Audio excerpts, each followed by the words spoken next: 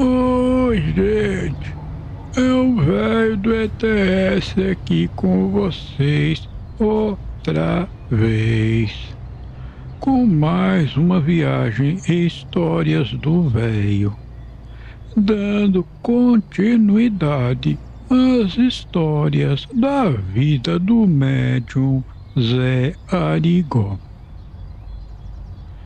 No Brasil, crescia o número de médicos que se interessava pelo fenômeno que era o Zé Arigó.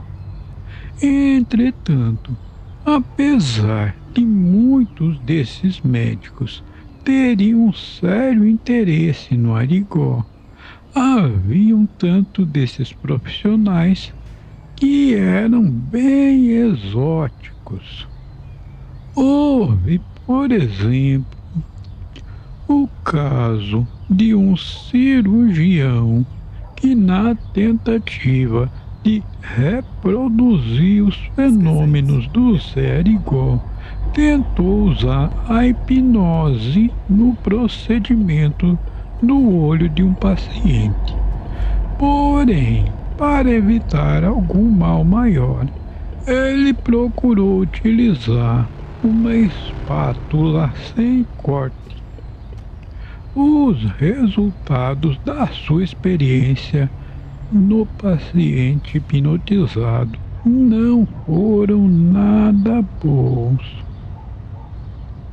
Alguns profissionais da classe médica são bem orgulhosos e, por isso, as proezas do médium geravam bastante ressentimento entre eles. Imagine só, todo o investimento de tempo e financeiro em uma carreira médica e, de repente, um caipira, um capial que não tinha passado a terceira série do primário e estava curando as pessoas das quais a medicina não conseguia curar. Por outro lado, alguns dos médicos que não se deixavam tomar pelo orgulho eram tocados pela curiosidade e, ao mesmo tempo, pela admiração daquele fenômeno. Um desses médicos foi o Dr. Ladeira Marques. O Dr. Marques era do Rio de Janeiro e ouviu falar tanto do médico que resolveu ir até Minas Gerais para saber mais sobre aquele homem. Ele, junto a outro colega, resolveu enfrentarem as críticas que sabiam que iriam receber dos colegas após terem tomado essa decisão. Nesse mesmo tempo, uma mulher que morava em Vitória, na capital do Espírito Santo, havia recebido de seus médicos um prognóstico de câncer de ovário, o qual foi tratado cirurgicamente pelos melhores médicos que seu marido conseguiu pagar. Fizeram a cirurgia e o resultado foi devastador. Não teve sucesso e tanto seus médicos como outros médicos consultados pelo casal constataram que a mulher tinha poucos meses de vida. O marido, conversando com um amigo muito rico e cuja sua esposa tinha passado por um problema semelhante com um câncer de útero, lhe falou que após o prognóstico dos médicos, procurou o médium mineiro, o qual conseguiu fazer a cirurgia da esposa, que pouco tempo depois se recuperou totalmente. Aliás, o amigo disse que após a cura da esposa, enviou ao médium um cheque de 50 mil cruzeiros como agradecimento. Pouco tempo depois, o cheque voltou com uma explicação que dizia que o médium não aceitava pagamentos ou presentes pelas curas realizadas. O amigo sugeriu que o marido deveria levar a esposa em uma consulta com o médium, pois, diante do resultado com os médicos, não tinham nada a perder. O caso chegou a Congonhas ao mesmo tempo em que o Dr. Ladeira chegava do Rio de Janeiro para conhecer um médico. Os dois médicos foram acomodados em uma sala diferente daquela que o médium utilizava diariamente.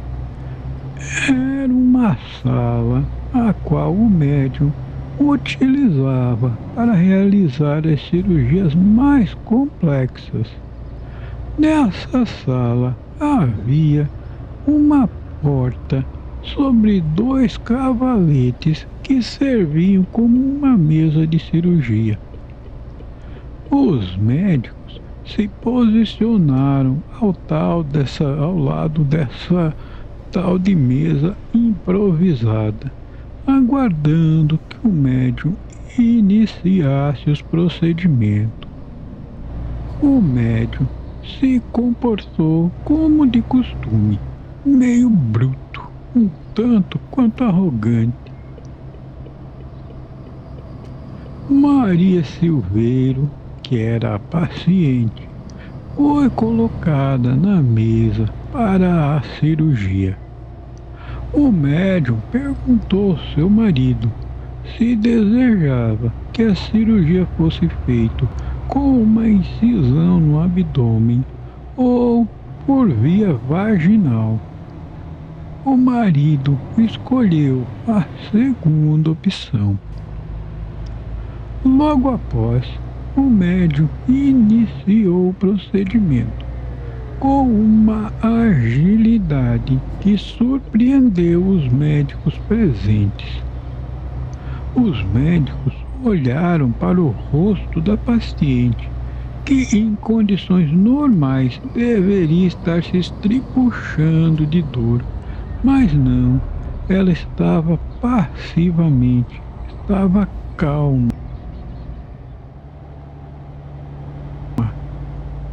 Quando o sangue começou a escorrer, os médicos ouviram o médium dizer: Deus permita que o sangue pare.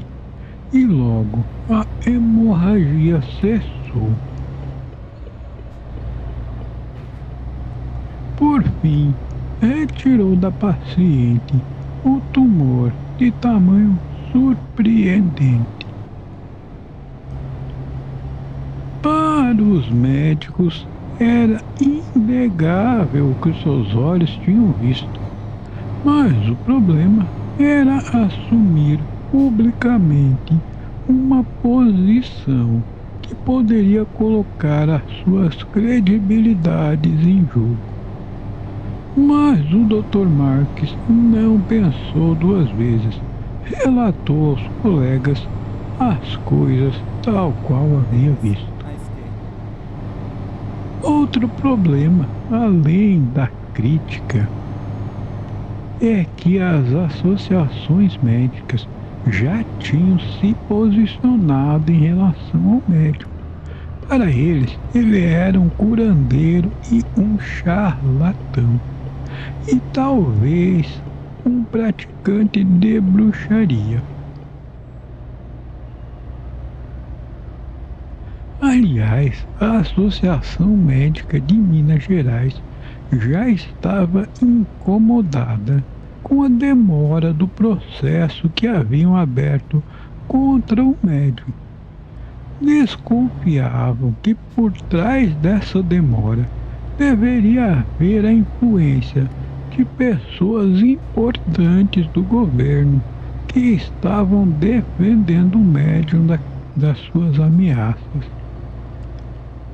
Além dos dois médicos, outro tanto de médicos iam à cidade de Congonhas para conhecer o médium e seu trabalho.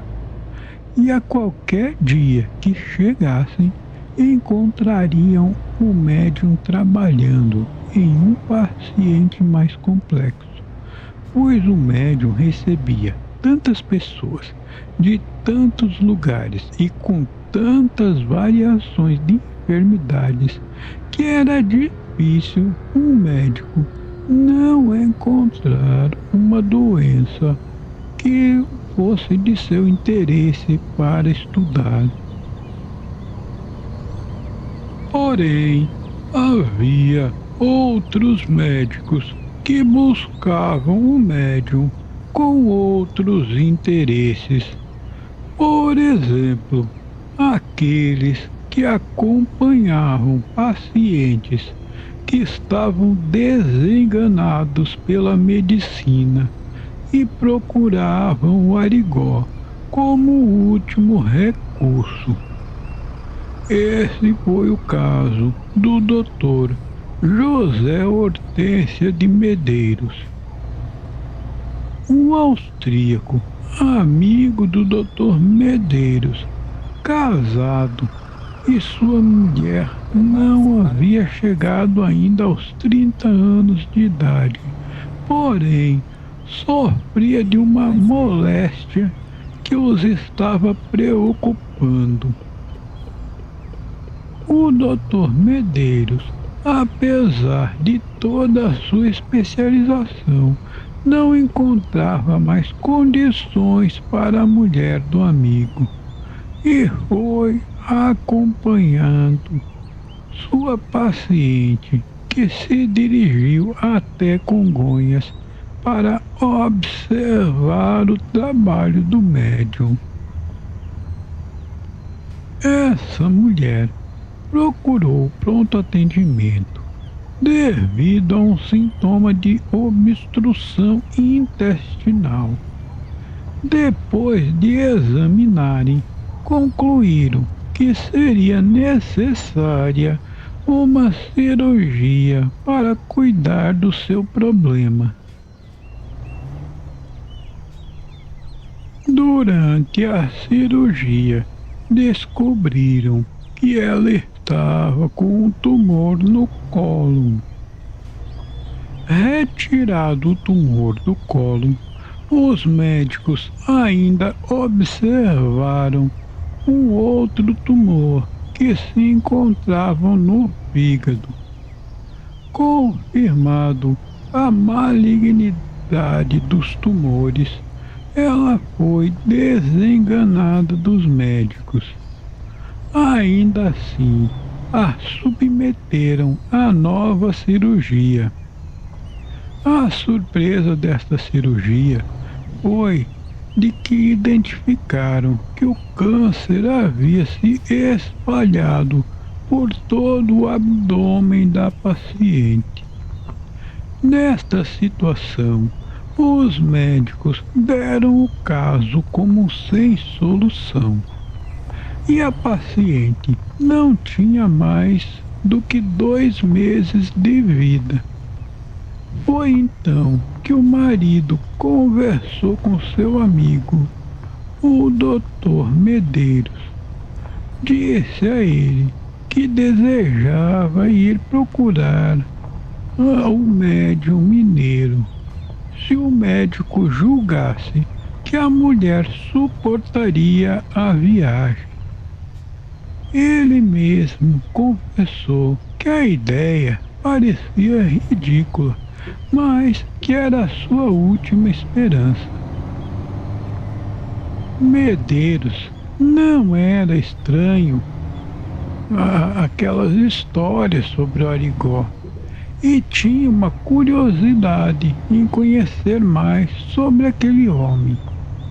Como era muito amigo daquele casal, decidiu que os acompanharia até Congonhas. Ele sabia que poderia ser uma tentativa inútil, mas não via mal nenhum em alimentar as esperanças do casal. A moça não suportaria a viagem se fosse de ônibus ou de carro. Então eles fretaram um pequeno avião que os levaria até o aeroporto mais próximo, que era da cidade de Conselheiro Lafayette.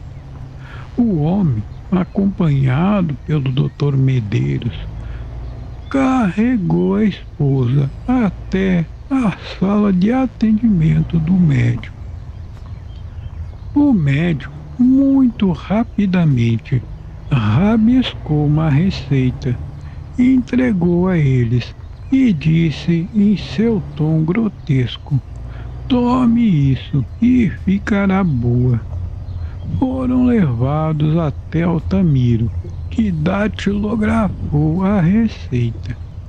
Depois de 2 horas, já estavam de volta a São Paulo. O médico analisou a receita.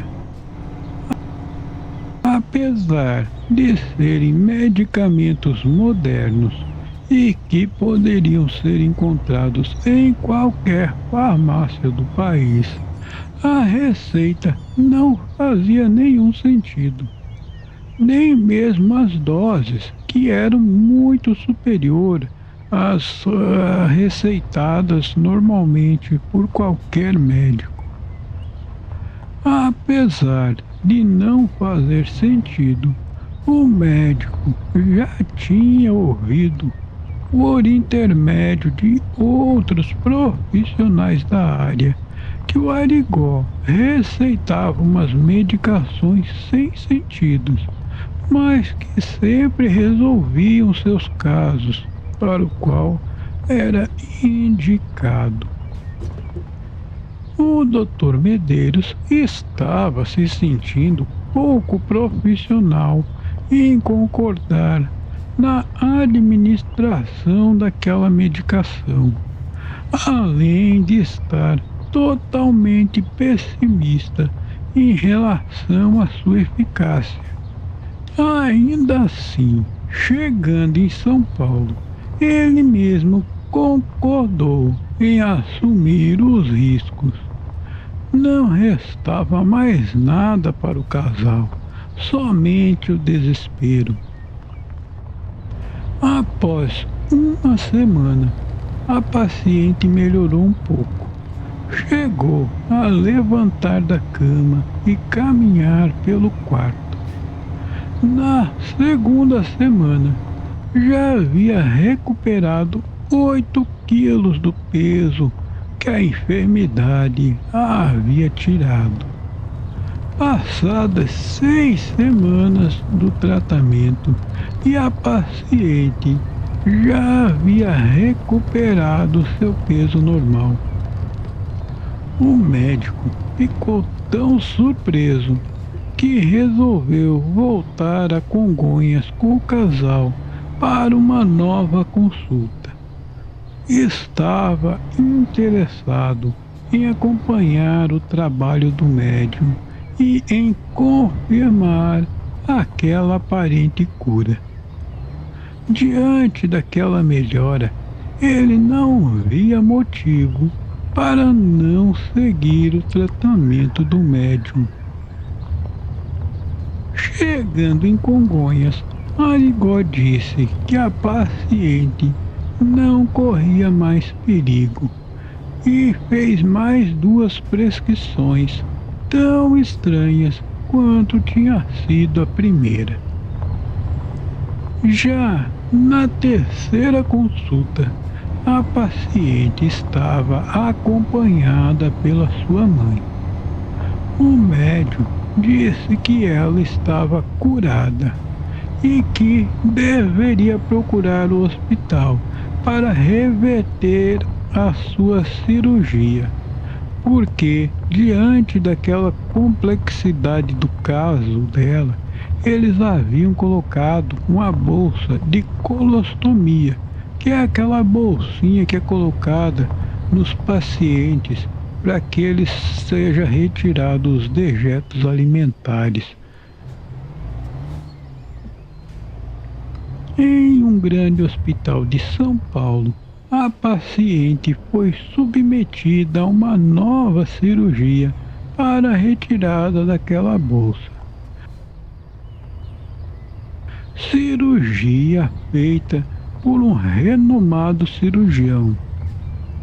Já o Dr. Medeiros estava curioso para saber a opinião do colega após abrir o abdômen da moça que havia sido curada pelo médico.